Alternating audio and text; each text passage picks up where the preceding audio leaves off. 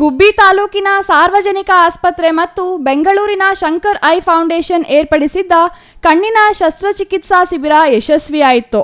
ಈ ಶಿಬಿರದಲ್ಲಿ ಅನೇಕ ಮಂದಿ ಭಾಗವಹಿಸಿ ತಮ್ಮ ದೃಷ್ಟಿ ದೋಷ ಪರೀಕ್ಷೆ ಮಾಡಿಸುವ ಜೊತೆಗೆ ಶಸ್ತ್ರಚಿಕಿತ್ಸೆಯ ಮೂಲಕ ತಮ್ಮ ಬಾಳಿನಲ್ಲಿ ಮತ್ತೆ ಬೆಳಕು ಕಾಣುವಲ್ಲಿ ಯಶಸ್ವಿಯಾಗಿದ್ದಾರೆ. ಶಿಬಿರದಲ್ಲಿ ಮಾತನಾಡಿದ ತುಮಕೂರು ಜಿಲ್ಲಾ ಅಂಧತ್ವ ನಿವಾರಣಾಧಿಕಾರಿ ಡಾಕ್ಟರ್ ರವೀಂದ್ರ ನಾಯಕ್, ಕಣ್ಣು ಮನುಷ್ಯನ ಶರೀರದಲ್ಲಿ ಮುಖ್ಯವಾದ ಅಂಗ.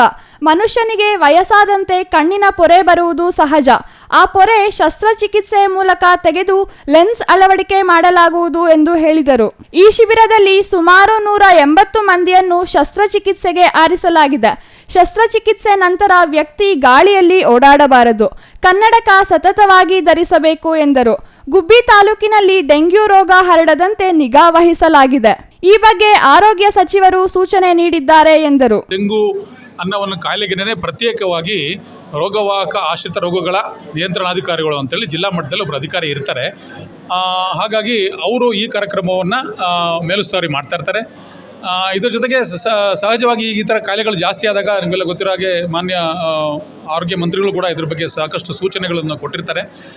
ನಗರಸಭೆ ಮತ್ತು ಕಾರ್ಪೊರೇಷನ್ನಲ್ಲಿ ಅವರ ಸಹಯೋಗದೊಂದಿಗೆ ಆರೋಗ್ಯ ಇಲಾಖೆ ಮತ್ತು ಪಟ್ಟಣ ಪಂಚಾಯತಿ ಆಗ್ಬೋದು, ಮುನ್ಸಿಪಲ್ ಕಾರ್ಪೊರೇಷನ್ಸ್ ಆಗ್ಬೋದು, ಅವರ ಸಹಯೋಗದೊಂದಿಗೆ ಈ ಲಾರ್ವಾ ಸರ್ವೆ ಅಂತ ಒಂದು ಕಾರ್ಯವನ್ನು ಹಮ್ಮಿಕೊಂಡಿರ್ತಾರೆ. ಈ ಲಾರ್ವಾ ಸರ್ವೆ ಕಾರ್ಯವನ್ನು ಮಾಡ್ತಾ ಇದ್ದಾರೆ. ಎಲ್ಲೆಲ್ಲಿ ಸೊಳ್ಳೆ ನಿಲ್ತಕ್ಕಂಥ ಜಾಗಗಳಿದ್ದಾವೆ ಅದನ್ನು ಐಡೆಂಟಿಫೈ ಮಾಡಿ ಆ ನೀರನ್ನು ಖಾಲಿ ಮಾಡಿಸಿ ಸ್ವಚ್ಛಗೊಳಿಸಿ, ಚರಂಡಿ ಆಗ್ಬೋದು, ಮತ್ತೊಂದು ಎಲ್ಲ ನೀರು ನಿಲ್ಲುವಂಥ ಜಾಗಗಳನ್ನ ಸ್ವಚ್ಛಗೊಳಿಸಿ ಅವುಗಳನ್ನು ಮತ್ತೆ ನೀರು ತುಂಬಿಕೊಳ್ಳುವಂಥ ಕೆಲಸಗಳಾಗ್ಬೋದು, ಜನರಿಗೆ ಅರಿವು ಮೂಡಿಸುವಂಥ ಕಾರ್ಯಕ್ರಮ ಆಗ್ಬೋದು, ಸೊಳ್ಳೆ ಪರದೆ ಕಟ್ಕೊಳ್ಳೋವಂಥದ್ದು ಆಗ್ಬೋದು. ಇವೆಲ್ಲ ಆರೋಗ್ಯ ಶಿಕ್ಷಣವನ್ನು ಜನರಿಗೆ ನೀಡ್ತಾ ಇದ್ದಾರೆ ಜಿಲ್ಲಾಡಳಿತ ವತಿಯಿಂದ.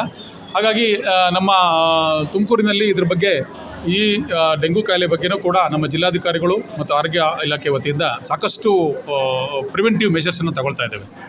ಗುಬ್ಬಿ ಟಿಎಚ್ಒ ಬಿಂದು ಮಾಧವ್ ಮಾತನಾಡಿ, ತಾಲೂಕಿನಲ್ಲಿ ಸುಮಾರು 22 ಪ್ರಾಥಮಿಕ ಆರೋಗ್ಯ ಕೇಂದ್ರಗಳಿದ್ದು ಸುಮಾರು 59 ಉಪಕೇಂದ್ರಗಳಿವೆ. 200 ಆಶಾ ಕಾರ್ಯಕರ್ತೆಯರು ಇದ್ದಾರೆ ಎಂದರು. ತಾಲೂಕಿನಲ್ಲಿ ಜನವರಿಯಿಂದ ಸುಮಾರು 10 ಡೆಂಗ್ಯೂ ಪ್ರಕರಣ ಪತ್ತೆಯಾಗಿವೆ. 10 ಜನರು ಗುಣಮುಖರಾಗಿದ್ದಾರೆ.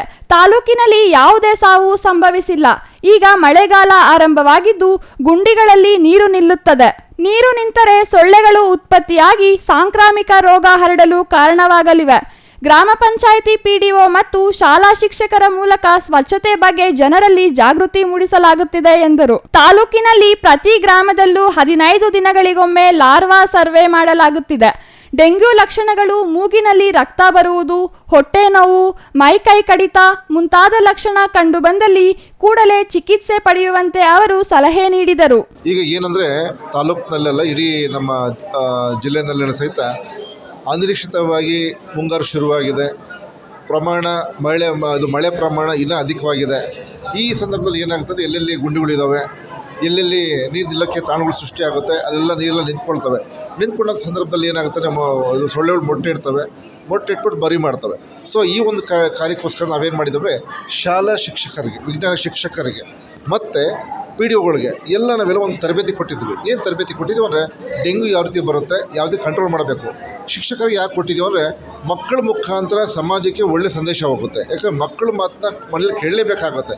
ಸೊ ಮಕ್ಕಳ ಮುಖಾಂತರ ಅರಿವು ಮೂಡಿಸುವಂಥದ್ದು ನಾವು ಕೊಟ್ಬಿಟ್ಟು ಏನು ಮಾಡಿದ್ದೀವಿ ಅಂದರೆ ಎಲ್ಲ ಮಾಡ್ತಾಯಿದ್ದೀವಿ. ಜೊತೆಯಲ್ಲಿ ಏನಂದರೆ ಎಲ್ಲೆಲ್ಲಿ ನೀರು ನಿಲ್ಲುವ ತಾಣಗಳಿದ್ದಾವೆ ಅವೆಲ್ಲ ಮುಚ್ಚಬೇಕು ಅಂತ. ಇನ್ನು ಈ ಸಂದರ್ಭದಲ್ಲಿ ಕೇಶವರಾಜ್, ಡಾಕ್ಟರ್ ಕುಸುಮ ಹಾಜರಿದ್ದರು.